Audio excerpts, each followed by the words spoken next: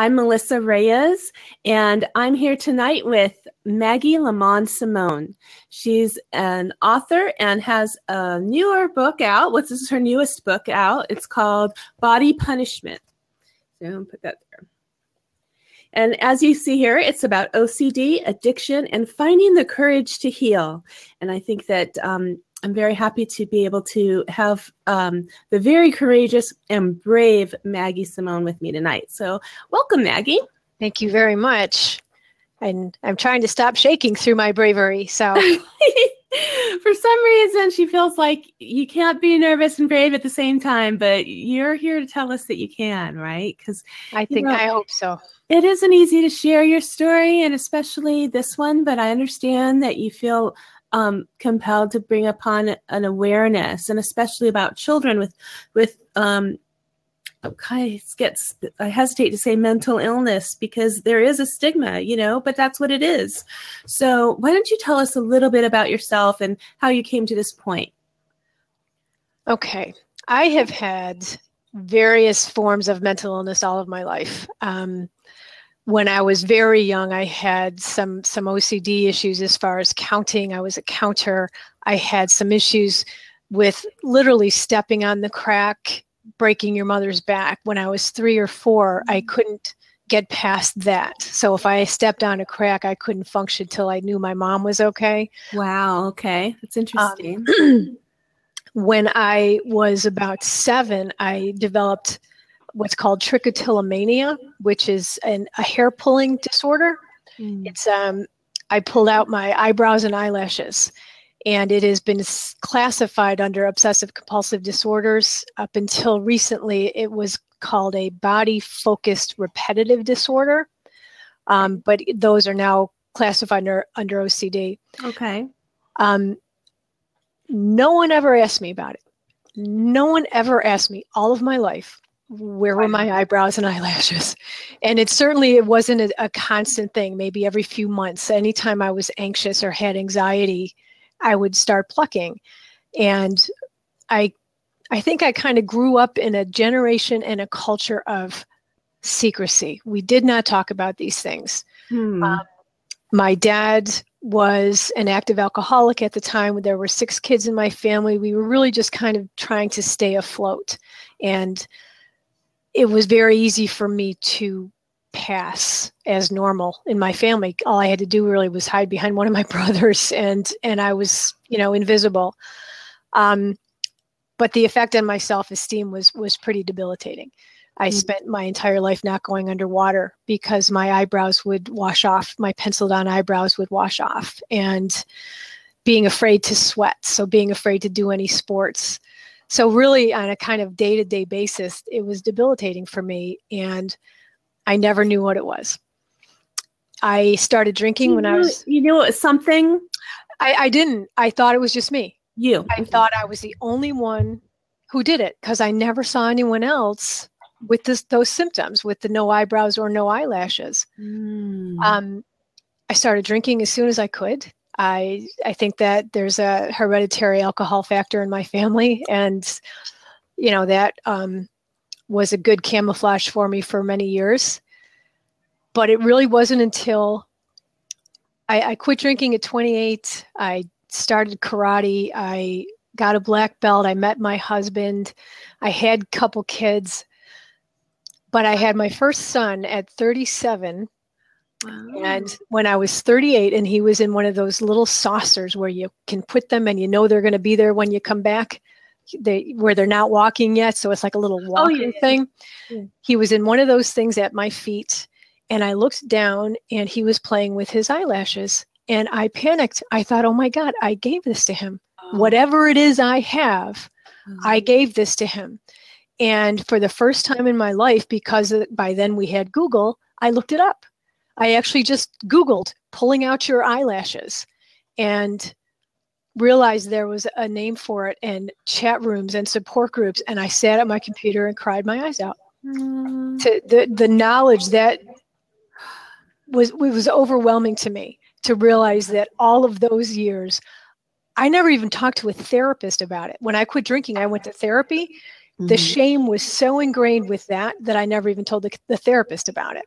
I thought it was only me. Okay. And that's one of the problems with mental illness, is especially with something like OCD, where there are so many disparate symptoms and manifestations. And you have a child who's doing something that no other child he sees is doing. The shame is enormous. I can imagine. That's a lot. That's a lot. That tells me about your background and when you were young and how early this started. What got you? What changed and what made you want to write about it? That actually came from my son also. I had a son when I was 30, almost 37, and my daughter when I was almost 39, like a month shy of my birthday each time. When my son was 7 or so, he was an advanced reader. We were reading a middle grade novel together, and we were reading it together because it was about a manatee. And we both have this passion for animals, and I wanted to read it with him. And there was a character in this middle grade novel who was obviously, to me, an alcoholic. And I'm thinking, where is she going with this? This character in a middle grade novel. And it turned out that his drinking had to do with this missing manatee and what happened to it. And he had a disabled son that he had to take care of. And if the drinking had come to light, it was a very complicated story, but it came down to this man's drinking. And at the end of the story, my son said, alcoholics must be bad people. And I was thinking, God, I fully intended to have this conversation with my kids. I did not intend to have it at 7 years old, but I could not let him have his first exposure to the concept being negative. I couldn't. My dad had been sober for longer than I had by that point. So my son had no idea what alcoholism was. And so I said, honey, it's a disease. A lot of people have this disease. If you realize you have it and you get help and you have support and you don't drink, you're fine. It doesn't make you a bad person. And he said, but this guy did bad things. And I was like, yeah. And Mommy's an alcoholic. Oh, and there it was. And he looked at me for a second. He goes, are you sick? And I said, no, I don't drink. You'll notice I've never had a drink in your lifetime. And, he said, well, Daddy has a glass of wine with dinner. Is he an alcoholic? And I said, no, he doesn't have this disease that I have. And so that was that story. Literally the next day in school, they were in second grade. They had a person come in to talk to them about smoking, like in the health class, about the dangers of smoking. And at one point, this person said smoking is an addiction. And when that means that once you start, you can't stop easily by yourself. And my son raised his hand and said, that's like my mom and drinking. Is this second grade? This is second grade. And when he got off the bus that day, he came right off the bus. He came up to me and he said, Mom, this is what I said in class today. And the teacher looked at me really funny. Did I say the wrong thing? And I thought about it. And in my head, I'm watching his, party invitations dry up and his friendships dry up as the parents pull their kids away. And I thought, no, honey, that's exactly right. That was exactly right. And right then and there, I thought, I cannot be ashamed of this anymore. I cannot be ashamed. If I want my kids to not be ashamed of whatever they face in life, I cannot be ashamed. And if it's going to be with the drinking, then it's got to be with the other stuff. It's got to be with the depression. It's got to be with the anxiety, and it's got to be with the hair pulling. I got to be honest about it. I had never even told my husband. I've gotten so good at camouflaging it. And wow. I couldn't do that anymore. So you have such an amazing story. I love listening to you too. I just love your voice and your demeanor. I think that comes across in your book as well. Well, thank you. And I love the bold titles at the top. They're very specific. What's your writing background? I It's funny. I have been, in my head, I've been a writer since I've been about 6 years old. I have been a columnist. All I ever wanted to do was be a columnist. And when I quit drinking, I went to graduate school for journalism, got my column in the weekly, or the newspaper, the Sunday edition of the daily newspaper where I live. I had a humor column for 7 years. And then after my daughter was born, who was very challenging and cried for about 3 years for various reasons, I wasn't feeling very funny every week. And so I went to a monthly parenting magazine and had a parenting column, essentially. And then from there, my agent suggested I put out a column collection so that I had a platform for Body Punishment. So that's actually, I actually wrote Body Punishment, started writing it before my first book came out, but she thought that the platform would be a better idea. But I had a sense of that when just flipping through it, that they're like, you know, they're columns. They're essays. Yeah, essays. Thank you. And that's, I wrote my book the same way. I kind of took blog posts and put it into a book and tell a story about myself. But so, you know, that, so I think that's why I identify with you. Not only that, but the OCD things too. And I have to admit, never talked about it to my viewers, but people who know me well might know that, you know, there's a few OCD things that I do. You know, and one of them is scalp. I'm constantly scratching and picking it, but you can't see it because it's in my scalp. But right. Maybe you can see it. You just don't say anything. But you know, I can't stop doing it. Yeah, it's compulsive. And it's relaxing to me. Yeah. I like to do it.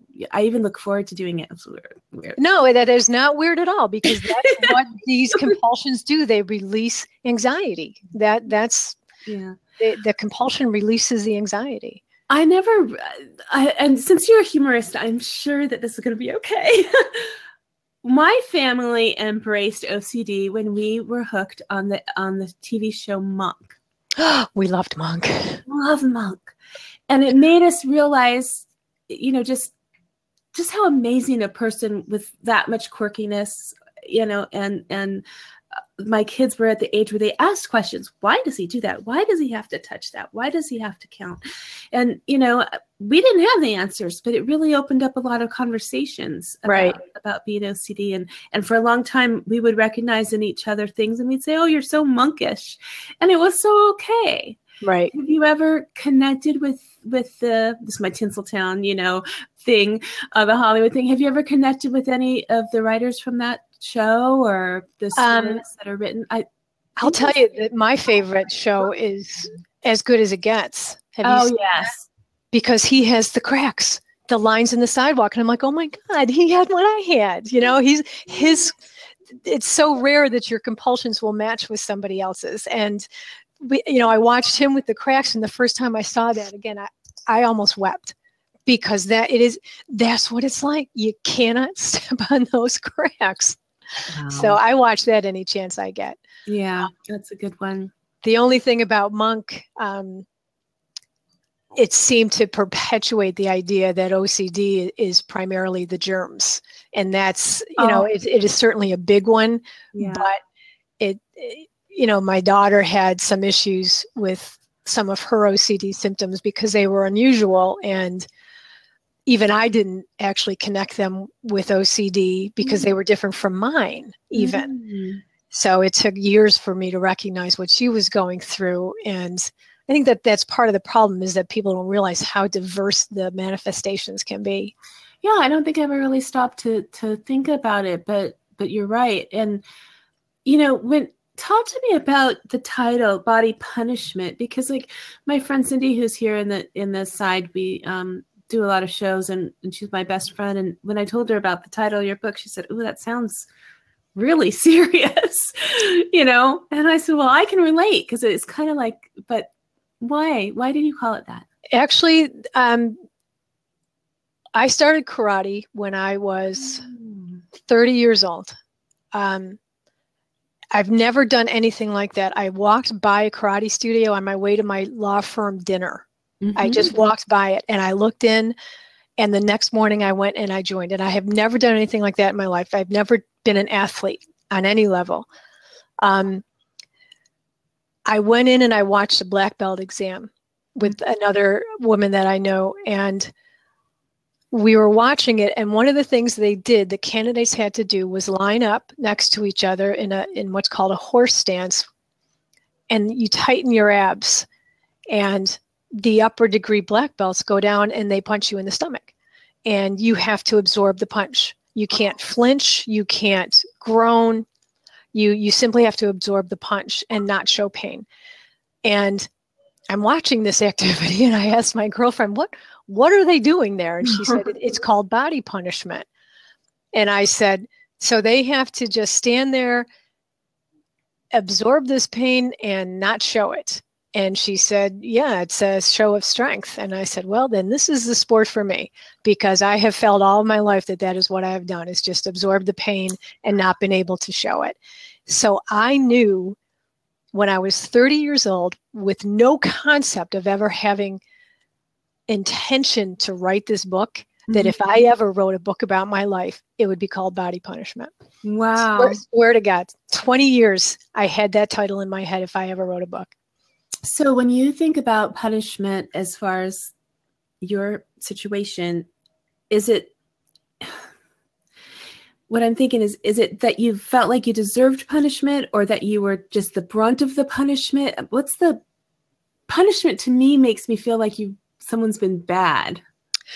I think a lot of it in my life was probably the I'll show you, I'll hurt me concept. I don't know if you've ever heard of that, but you know, for a while I was anorexic, and I remember thinking that the primary thought I had when I was anorexic was I control this. This I have. I can control what goes in my mouth. I can control what my body looks like. I control this. And it was at a time in my life when absolutely everything else was out of control. My drinking was out of control, my OCD.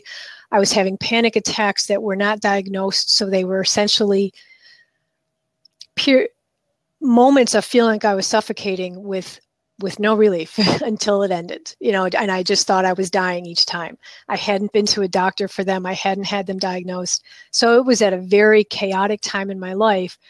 And the one thing I controlled was what happened to my body. What I did to my body was not good stuff. I starved it. I picked at my skin. I pulled out my hair. It seemed that the only thing I could control was how I hurt myself. And whether that was, you know, just kind of a justification for having such a, what I thought was a crappy life, you know, I must deserve this, or a diversion, you know, some kind of distraction to take me out of that for a little while and give me some other, you know, stuff to focus on. The self-esteem issue that comes with mental illness is hard to recover from. And it always comes back to that for me. It always comes back to that for me. I don't deserve this. So therefore, this, if that makes sense. I see a kitty behind you. Do you really? I love that. My kitty makes cameo performances all the time. I'm sorry. I had the door closed, so I have 3 cats and a dog, and I'm like, can you just leave me alone? I thought I had all of them out. I'm sorry. Now I see her back there. It's okay. I love it. It's a good time for a bath. Yeah, she's welcome. I have a cat that we could relate to. She's pretty much half bald right now because she's licking insensibly. You know what I mean? Incessantly, yes. A lot, yes. It's been a long day. Yeah, so she just won't stop, and I, you know, she's not cleaning herself. She's just taking her fur out little by little, and she did it last year around this time, and I think it's an allergy, but it could be just, I don't know. Maybe she's anxious about the holidays. She could be. She's anxious about the change going on in the house, and you know, she's anxious. She's a little riot, actually. She's funny, but you know, so we baby her a lot, which I don't know, but she's a cat. But I do, you know, I relate to so many of the things that you're talking about. I'm on antidepressants. I have anxiety attacks. depression. I had postpartum depression. It's hereditary. I watched my mother as I grew up. I just thought that's what mothers did. They went and laid down and stayed in their bed. You know, Mommy's having a spell. Yeah, well, not even. It was just normal. She liked to stay in bed, and I did the same thing. And then I came to realization that that wasn't the normal I wanted for me. And you know, so now I'm a little on the other side where I'm constantly doing something. I have to be making things. Like my hand is actually injured because I can't stop making jewelry. I'm like constantly, and I work all day with my hands, and then I come home and hours, and I just, but I feel like I'm being productive, and that's what a mother should be doing.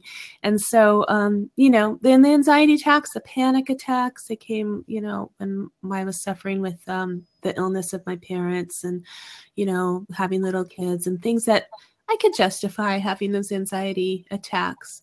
But that fear of them coming back is always there, and not being able to handle it. The other thing I can relate to with you is the coping through karate.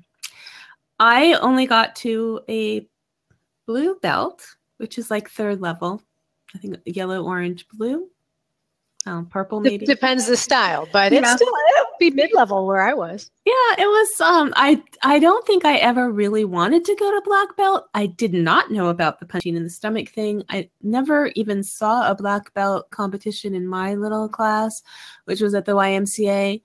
But I did enjoy the grappling and the sparring and the feelings that came about being in control and getting that self-confidence and having to, you know, there was so much involved in it. And then my children were in the little, you know, kids one, and we did a family one, and we spent a lot of time, you know, at the Y, and it felt really good. It felt, sometimes it felt really good to throw those punches and those kicks.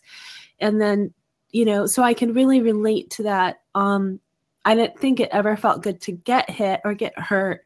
But when I'd walk out to the car at the end, feeling bruised and bumped, I felt like I was, I don't know, somehow alive more. Yeah. I felt empowered.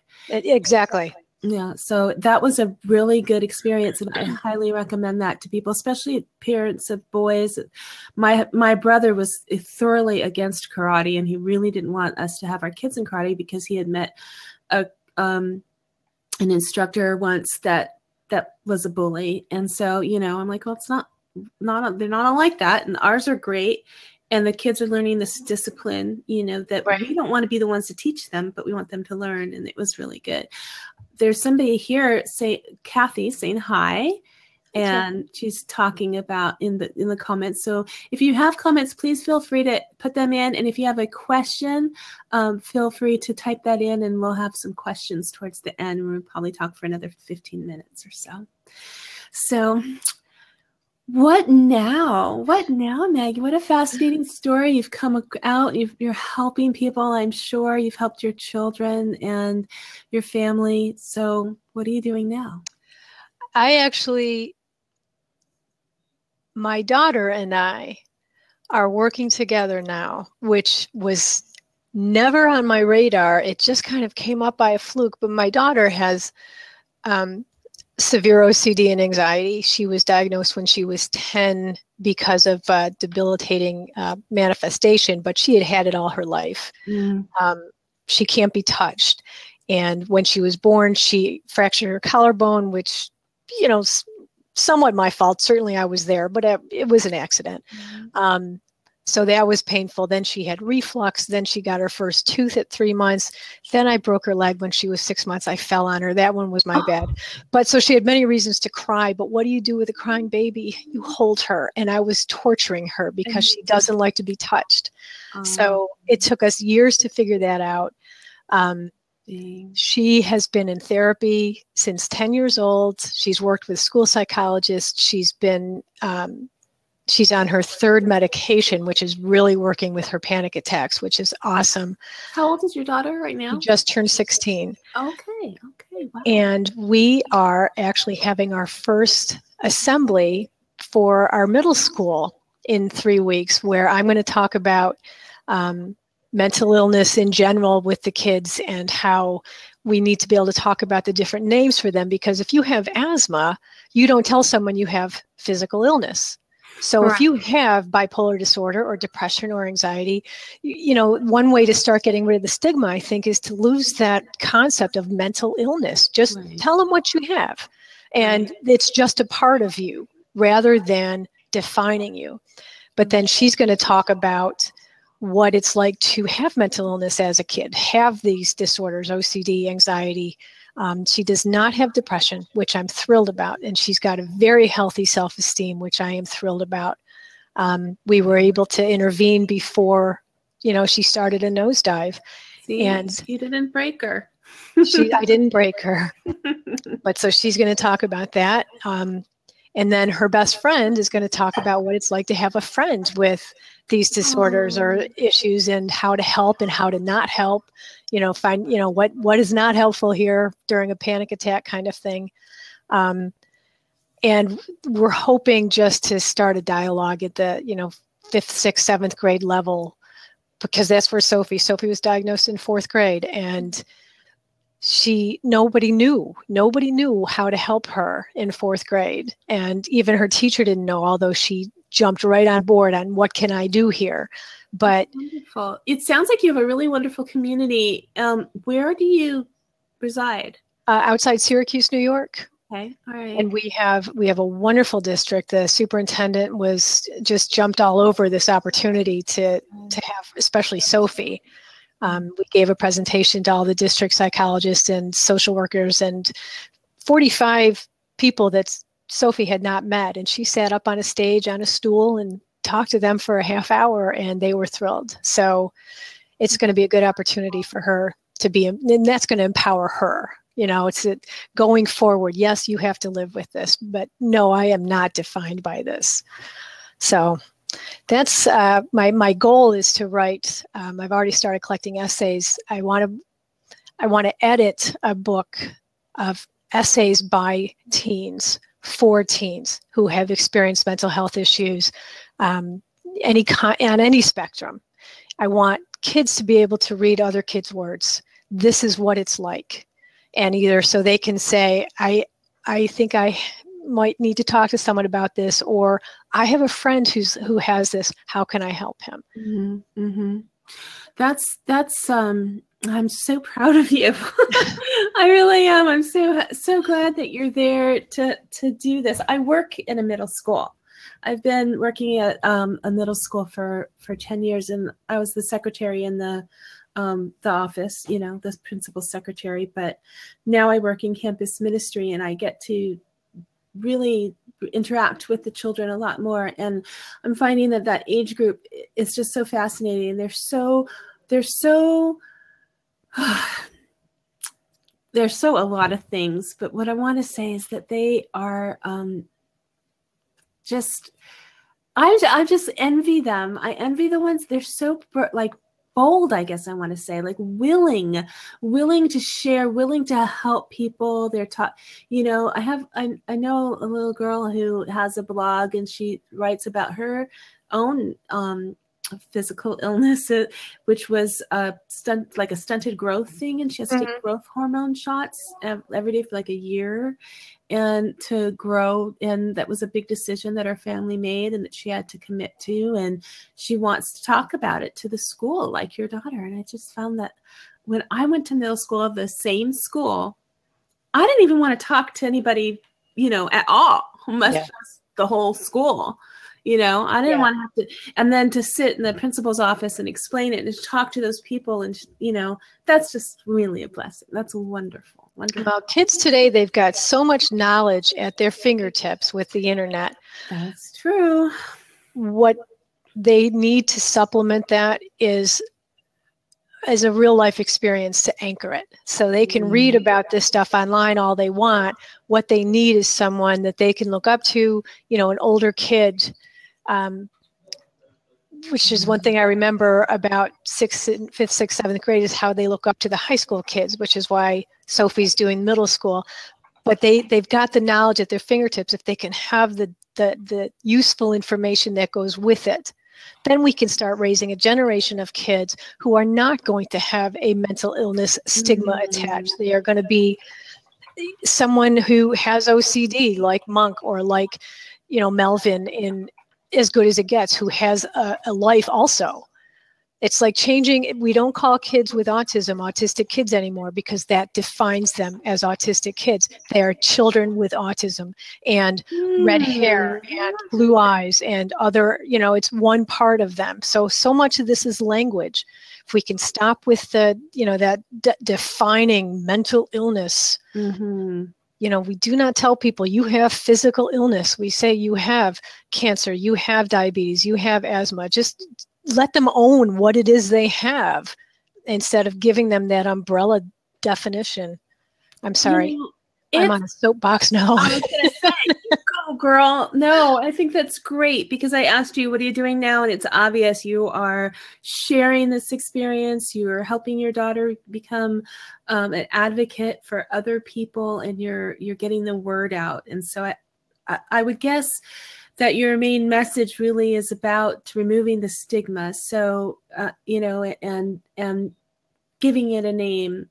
Is that what you would say?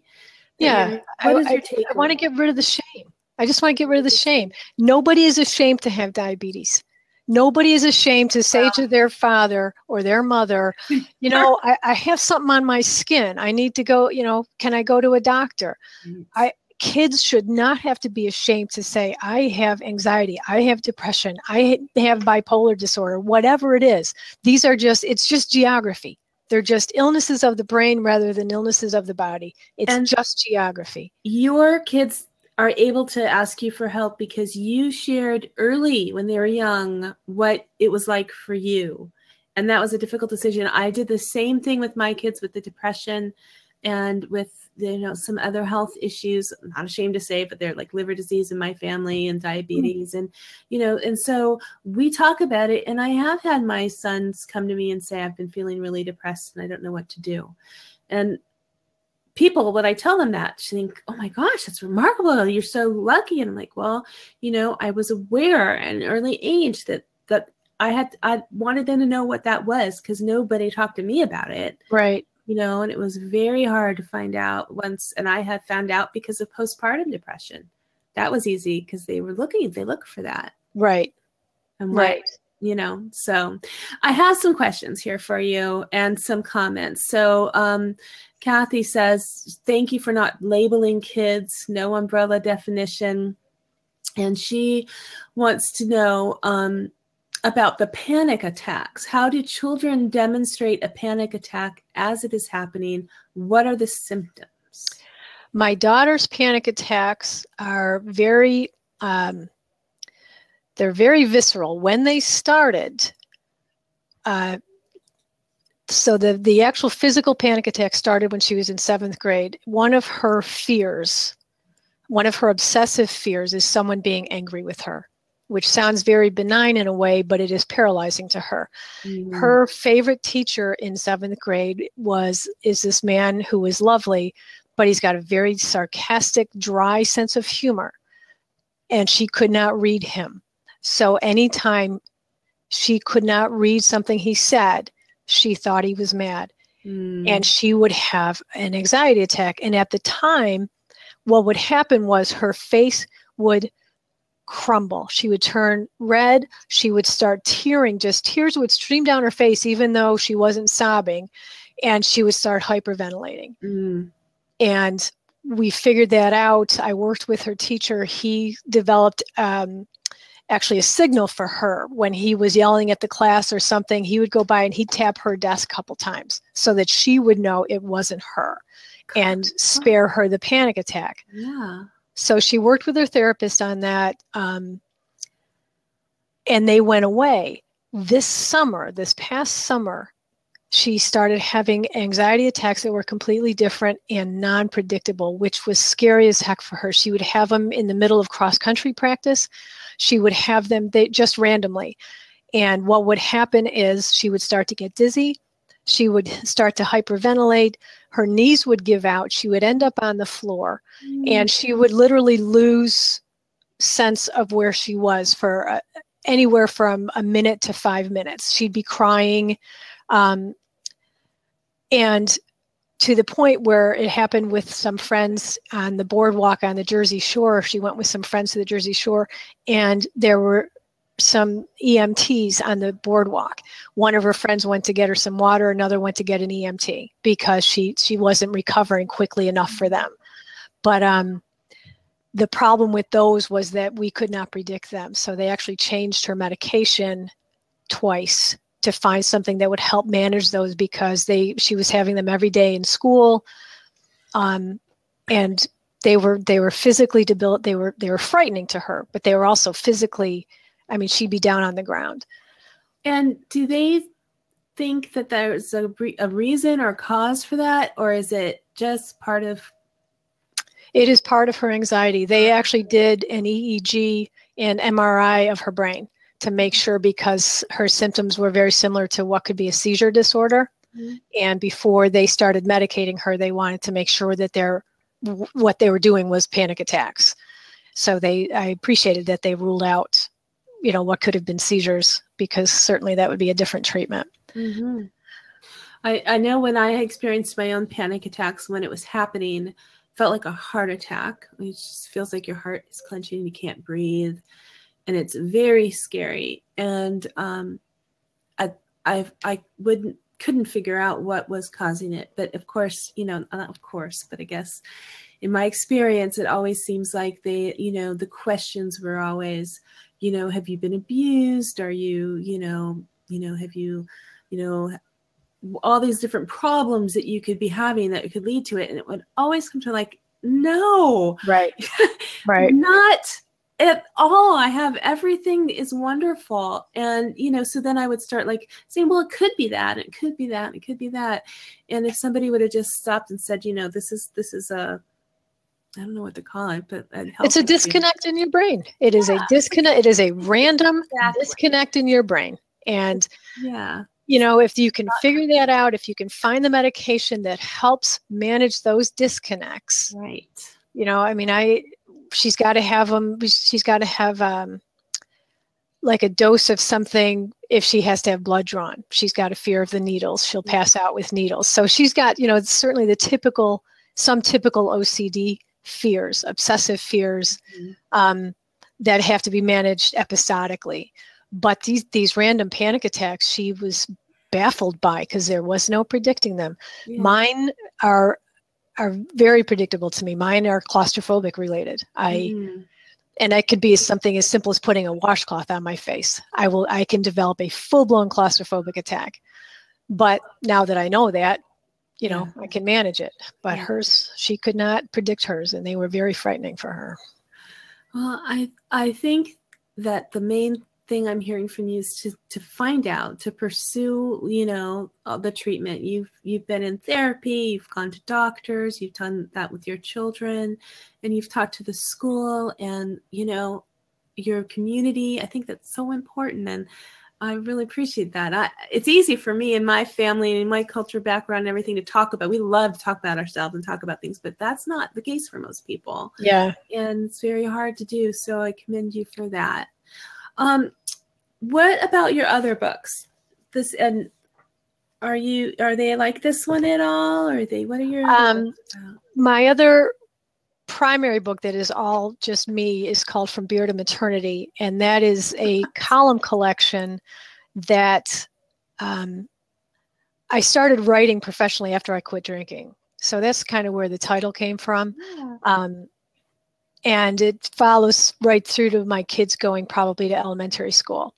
So it's just sort of from being single and sober. And it's not actually about my quitting drinking. It's just referenced in the beginning because that's where the title comes from. But basically, I felt like I kind of was born again at 29 when I quit drinking, because all of a sudden I remembered things. I could look out in the morning and realize my car would still be there and no dents.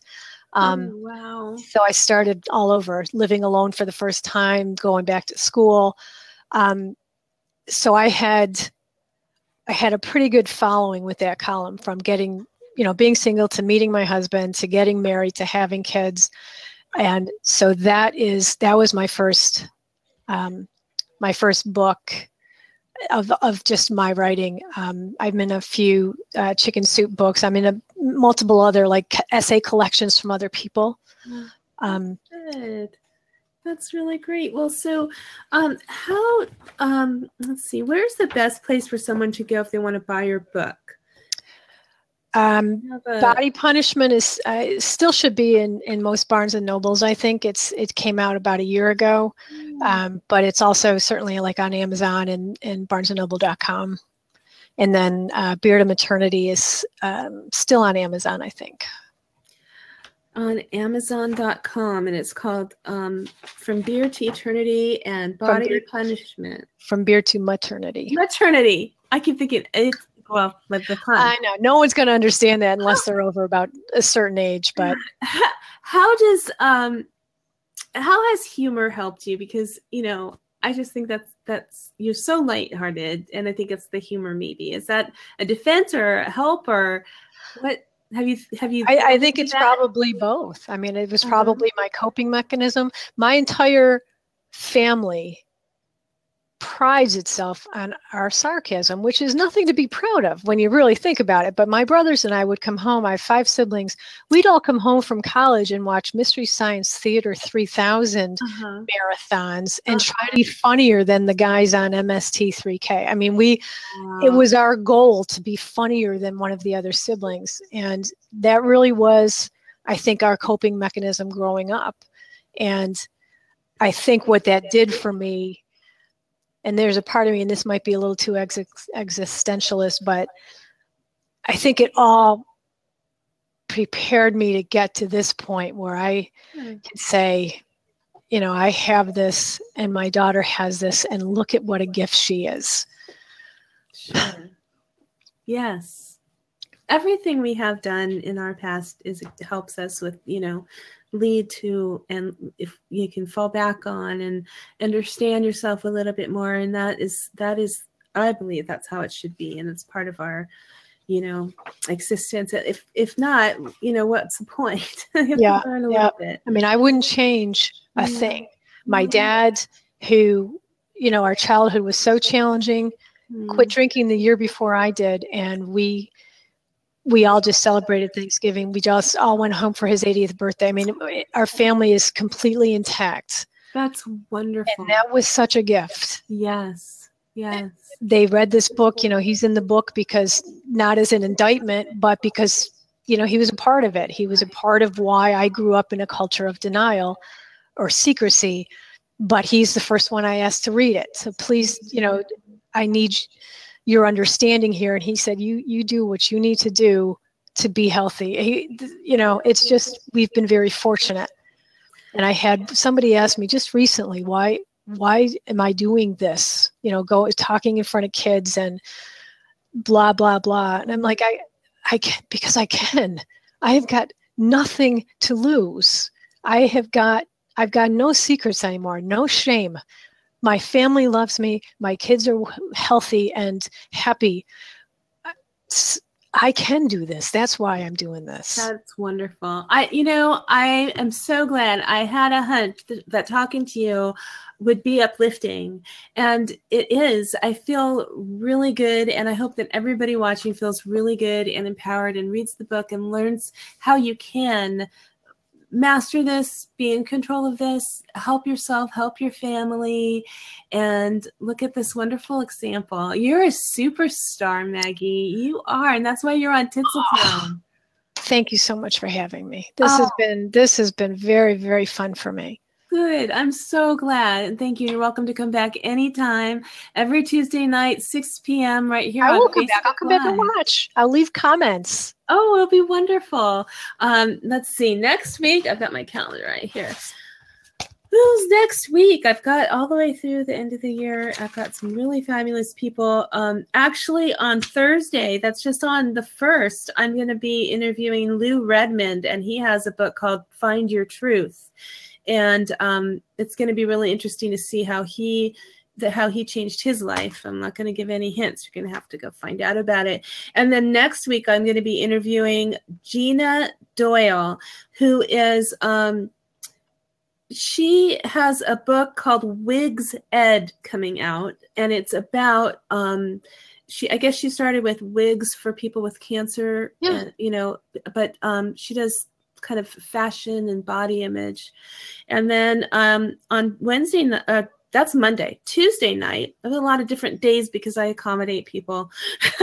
Tuesday night at the regular time next week, it's Ruth Curran, and she's going to be sharing with us about her trip to Tanzania and talking about traveling with a purpose, awesome. Which are all really fascinating ideas. And these superstars are people who are sharing what they do with their life. And it's just such a wonderful way to highlight real people who are superstars to me. So thank you. Thank you, thank Maggie. you so much. Thank you for joining me. Thank you, everybody, for watching. If you have questions, feel free to connect with me and with Maggie Simone. Get her book, Body Punishment, and From Beer to Maternity. I'm going to get that one out. So have a wonderful holiday coming up, and we'll see you soon. Thank you. Thank you so much. I'm going to turn off the connection with Facebook, but we could stay here for a moment and then say our goodbyes. Okay. Thanks. So, good night, everybody. Thank you for coming to Tinseltown.